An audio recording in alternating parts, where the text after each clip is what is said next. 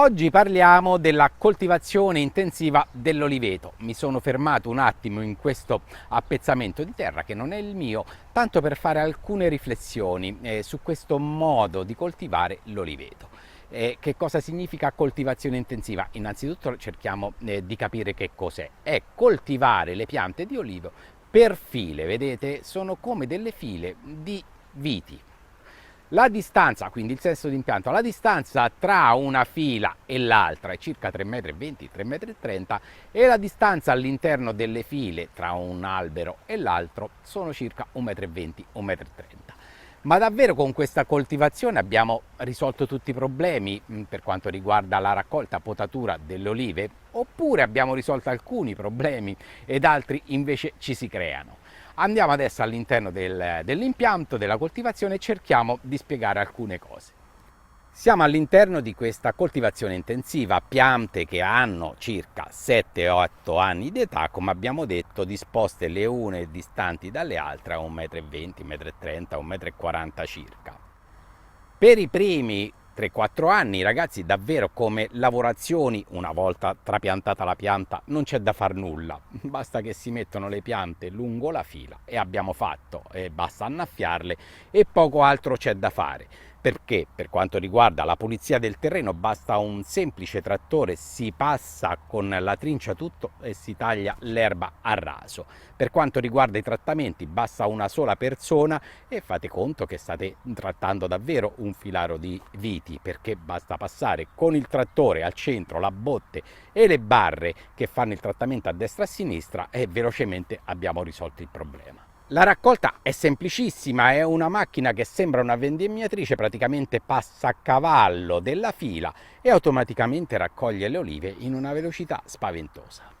Anche le potature sono semplicissime, ci sono delle macchine che affiancano alla fila, tagliano i rami che sporgono all'esterno, quindi creano una sorta di siepe, cimano, quindi fanno il topping sopra alla pianta e abbiamo risolto manualmente. Qui non si fa nulla fino al quinto anno di età.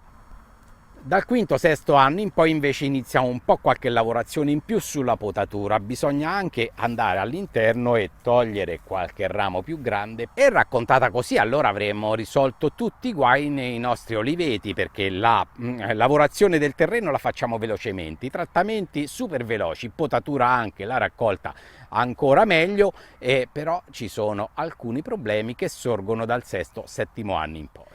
Innanzitutto c'è da dire che la pianta dell'olivo, se noi la osserviamo in natura, è una pianta che produce bene sui rami esterni di un anno in piena luce. Però quando noi invece in questi casi intensivi andiamo a tagliare con queste macchine tutti i freschi e teneri germogli di un anno, questi dobbiamo sapere, e lo sappiamo tutti, ma io ve lo ricordo, che sono i rami fruttiferi del prossimo anno.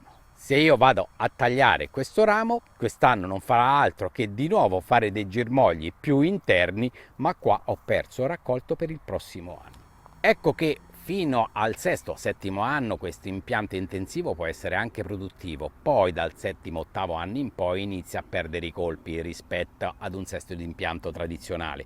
Tradizionale che significa che la distanza tra una fila e l'altra delle piante è circa 6 metri e tra una pianta e l'altra sono altri 6 metri. Più l'impianto andrà avanti nel tempo e più sarà meno produttivo, è naturale. Perché? Perché l'altezza della pianta sempre quella deve rimanere, è l'altezza della mia raccogliolive. La larghezza della chioma sempre quella deve rimanere, perché è la larghezza della mia raccogliolive. È chiaro che se la pianta cresce, crescono sicuramente i rami interni e il tronco, ma se crescono loro sarà sempre meno parte vegetativa esterna ad essere presente ed è quella che produce. Quindi più va avanti nel tempo, più la pianta si invecchia e meno produrrà.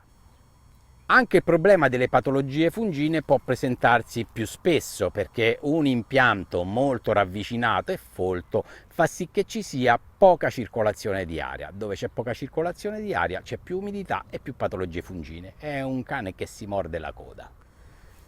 La produzione delle olive poi si concentra ad un'altezza di circa 50 cm fino ad un'altezza di 2,5 m, Gli ultimi 50 cm chiaramente la pianta non è produttiva perché continuamente viene toppata, e dove viene tagliata c'è sempre la crescita di nuovi freschi germogli, e i nuovi freschi germogli il primo anno non producono, e se io li taglio neanche il prossimo anno.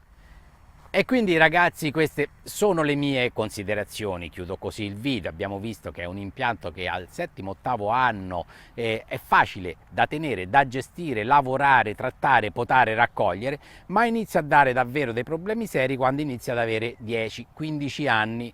Cominciamo a pensare che un impianto intensivo così, quando ha 20 anni, forse è da eliminare e ripiantare di nuovo, mentre un impianto con un sesto di impianto tradizionale, un 6,5 per 6,5 e così via, dal 20° anno in poi invece lì comincia davvero a dare olio, risultati, raccolti. Certo, c'è più manodopera, però pensiamoci un attimo. Io ho fatto le mie osservazioni, voi chiaramente fate le vostre. Io ragazzi vi saluto qui, mi raccomando poi, sempre in gamba. Ciao ragazzi da Pier Giorgio.